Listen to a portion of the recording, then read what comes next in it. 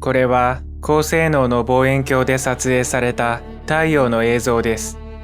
明るさが絶え間なく変わっており、表面は虫が這いずり回っているかのように細かく波打っています。そしてこれは太陽の表面で起きた爆発の様子。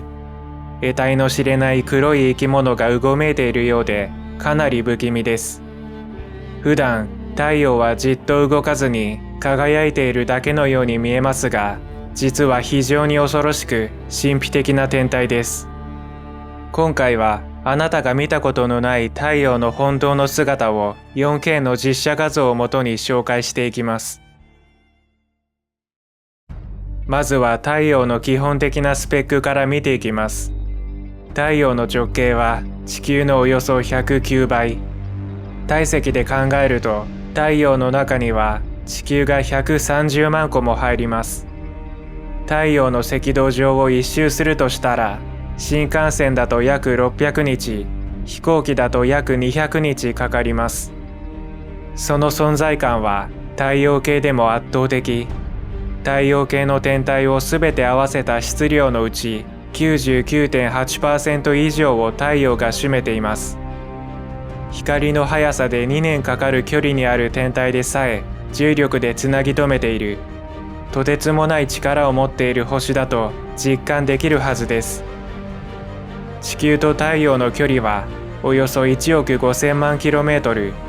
飛行機だと19年もかかりますが、光なら8分余りで到達します。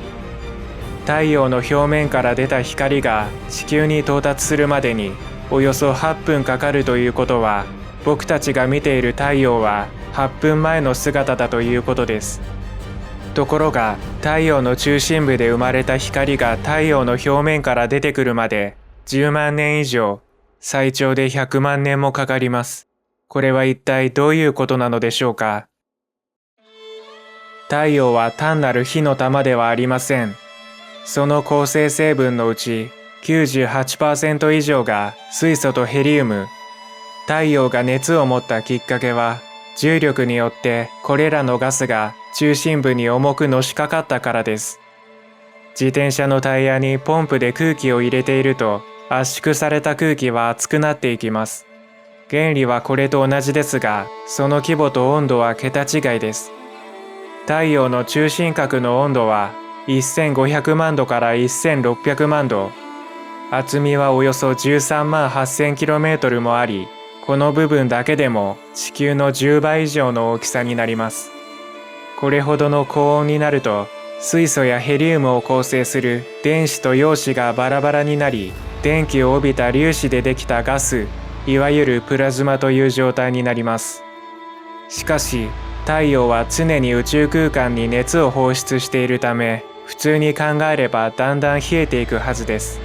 そうならないのは、失われた熱と同じ量の熱を常に生み出しているからに他なりません。この仕組みの正体が核融合反応です。太陽ほどの高温高密度の環境になると、水素原子が激しくぶつかり合ってヘリウム原子が生まれ、莫大なエネルギーを作り出します。これによって生まれるエネルギーは4000外キロワット。福島第一原発のおよそ85京機分の発電量に相当します。地球全体を発電所で覆っても全く足りません。ところが太陽との距離が離れるほどエネルギーが広範囲に広がって分散するため、地球に届くエネルギー量は福島第一原発の約4255万基分しかありません。光の粒子である光子が作られるのは温度が最も高い中心核です。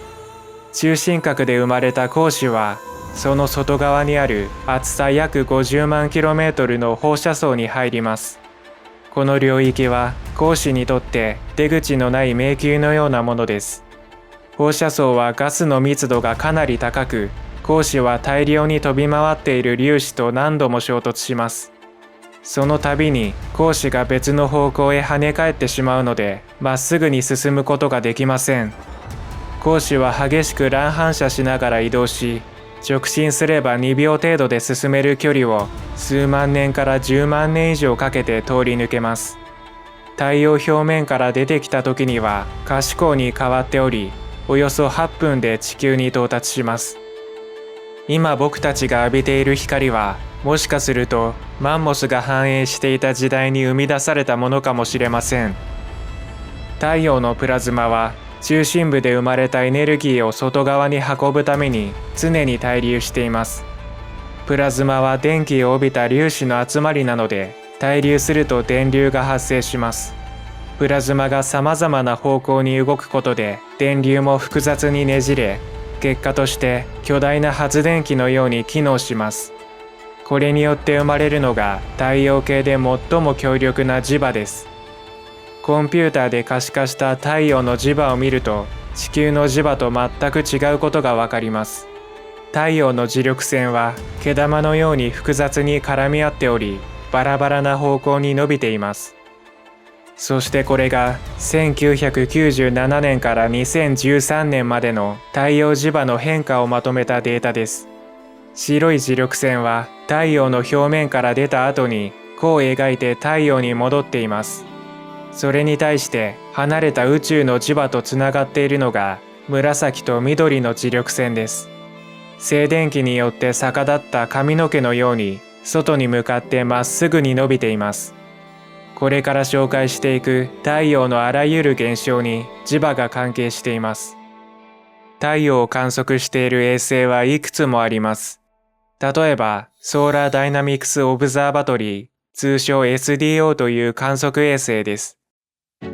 2010年に打ち上げられた SDO は高度 36,000km の地球周回軌道から15年にわたって太陽の観測を行ってきました。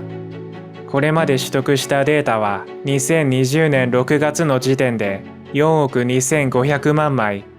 太陽を最も間近で見続けている観測衛星の一つです。SDO が初めて捉えた太陽の姿がこちら。10種類の光の波長で撮影しているため、太陽の色が何度も変わっています。太陽の本当の色は黄色に近い白色です。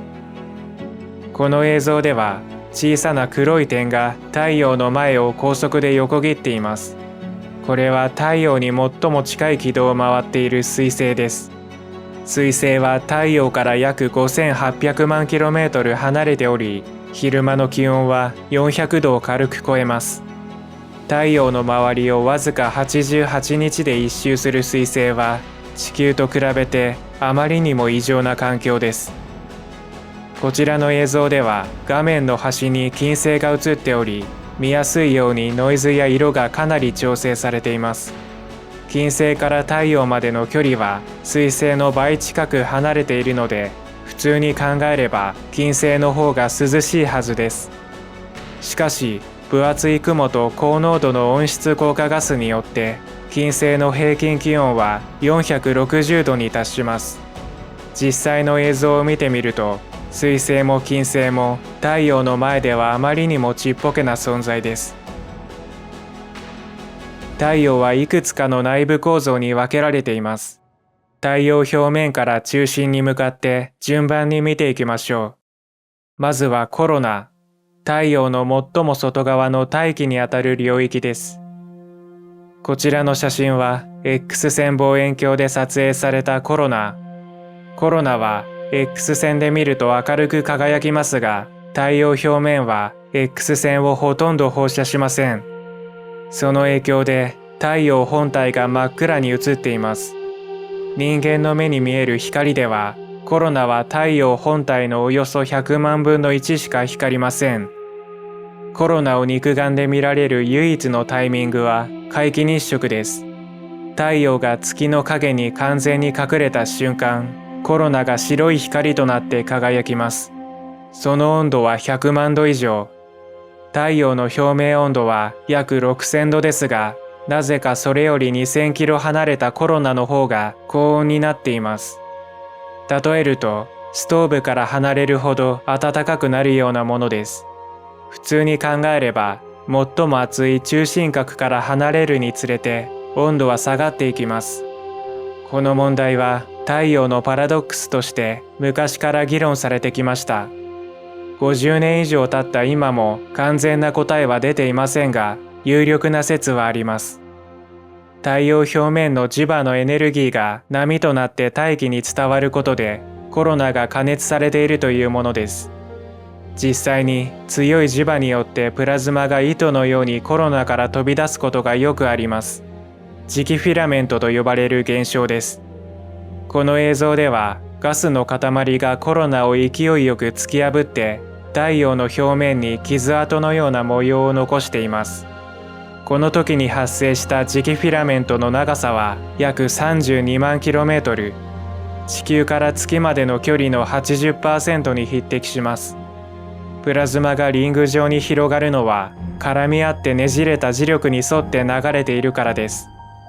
高温のガスが薄くなるとゆっくりと表面から離れていきます。太陽の激しさと壮大さを感じさせる映像です。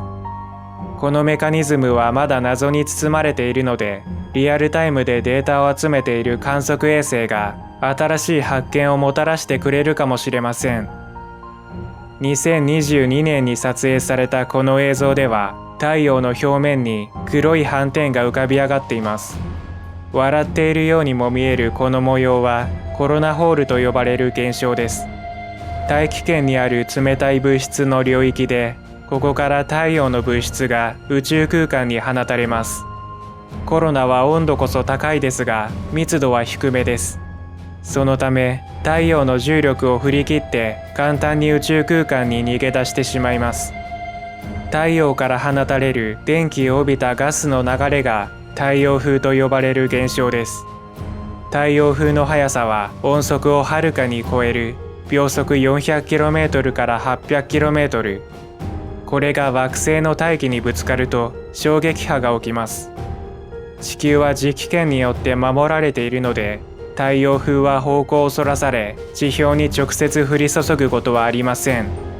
ただ、太陽風の一部が磁気圏を突破すると、大気中の粒子と衝突して上空にオーロラが発生します。強い太陽風の場合は、人工衛星やスマートフォンといった電子機器に通信障害を引き起こしたり、宇宙飛行士が放射線で被爆したりするリスクもあります。その被害を特に大きく受けた惑星が火星です。数十億年前まで火星は液体の水がある温暖な惑星だったと推測されています。そんな火星に太陽風が猛威を振るい、火星の大気は長い年月をかけて剥ぎ取られ、液体の水を保てない環境になってしまいました。しかし悪いことばかりではありません。太陽から150億 km 以上先まで到達した太陽風は太陽系を泡のように包み込んでいます。この泡のような構造は太陽系の外からやってくる星間物質とぶつかり合い、有害な宇宙船が惑星に直撃するのを防いでいます。太陽風は惑星に悪影響を及ぼす危ない現象ですが、それと同時に太陽系外からの悪影響を軽減するフィルターの役割も果たしているのです。コロナを抜けると太陽表面の上空である彩層にたどり着きます。どちらも太陽の大気を指す言葉ですが、温度の差によって区別されています。コロナは100万度を超えるのに対して、彩層は6000度から2万度。コロナに比べるとかなりぬるい温度に感じます。彩層は普段直接見ることはできません。しかし皆既日食の時に高性能の望遠鏡で見ると赤い色となって浮かび上がります。特殊なスペクトル線で観察するとかなり濃い赤色に見えます。これは JAXA がアメリカや欧州と共同で打ち上げた観測衛星日の出が撮影した彩層の様子です。太陽表面に近い部分が風になびく雑草のように揺れています。この波がコロナにエネルギーを伝えることで、コロナを表面以上の温度に加熱していると考えられています。今まで彩層は特に何も活動していない穏やかな領域だと思われていましたが、実は激しく動いていることが分かりました。高温のプラズマが火山噴火のように上空に吹き上げられています。これは疑似カラーで表現された高解像度のクローズアップ画像。表面から吹き上がるガスがまるで髪の毛のように鮮やかに動いている様子がうかがえます。彩層はあまり注目されませんが、太陽の活動を知る上でかなり重要な部分です。彩層の内側にある領域が光球。光球は太陽の表面にあたり、僕たちが太陽を見た時に白い光として見える部分です。光球の厚さはおよそ 100km と言われていますが、太陽はプラズマの塊なので、はっきりした境界線はありません。太陽の半径が約70万 km であることを考えると、光球はリンゴの皮のように薄いことがわかります。これは SDO が撮影した荒々しい太陽表面の映像です。磁場が乱れることで、プラズマが竜巻のように回転しているように見えます。竜巻の回転速度は推定で時速30万 km。これは音速の240倍を超えています。太陽で起きる現象はすべてが規格外です。これは彗星が太陽に接近した瞬間を捉えた珍しい映像。画面の左側から現れた彗星は太陽の裏側を通過します。しばらくすると画面の右側に現れてすぐに消えていきました。この時、彗星は太陽からわずか14万 km まで近づいていました。普通ならコロナの熱によって蒸発するか、潮汐力によって粉々になるはずです。多くの学者の予想を裏切って生き残った彗星は、太陽に勝利した彗星として一躍有名になりました。次の映像は、スウェーデンにある特別な望遠鏡を使って、光球の表面を拡大した衝撃の映像です。細胞のような粒々が沸騰するお湯から湧き上がってくる泡のように動いています。内部から高温のガスが上昇してきた後、表面で冷やされて沈んでいく。この現象が絶え間なく繰り返されています。粒の一つ一つはかなり小さく見えるかもしれません。しかし、この画面に映っている面積だけで、地球の表面積の約3倍に匹敵します。直径 12,756km の地球が横方向に4つ並んでしまうくらいの広さです。太陽の桁外れの大きさが実感できると思います。映像の右上に映っている黒い部分は黒点です。太陽の表面温度は約6000度ですが、黒点の温度はそれより2000度ほど低くなっています。この映像の黒点は、中心の真っ暗な部分とその周囲の薄い黒の部分に分かれています。まるでひまわりのように鮮やかな姿です。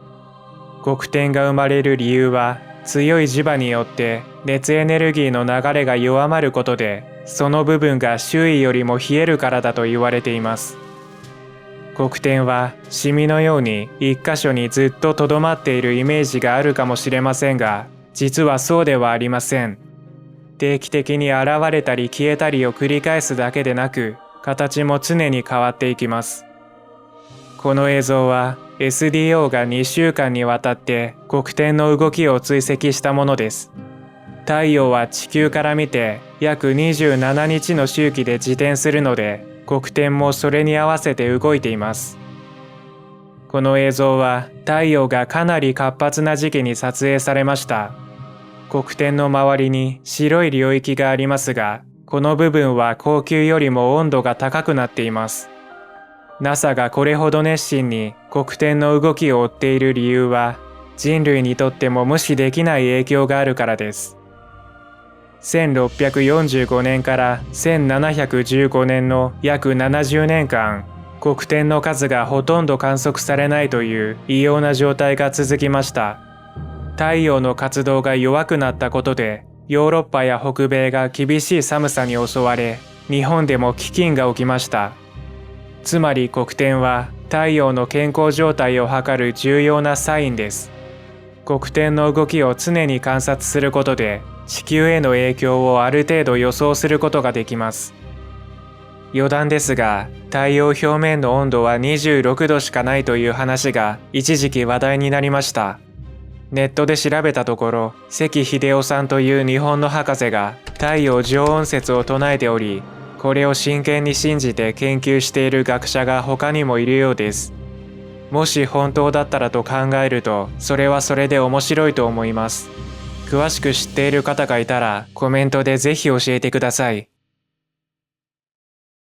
長い間研究が進められてきた黒点ですが、地球に悪い影響を及ぼすとある現象との関係が深いと考えられています。太陽フレア。強い磁場を持つ黒点から伸びた磁力線が集まって複雑に絡み合うと、磁場のエネルギーが強くなっていきます。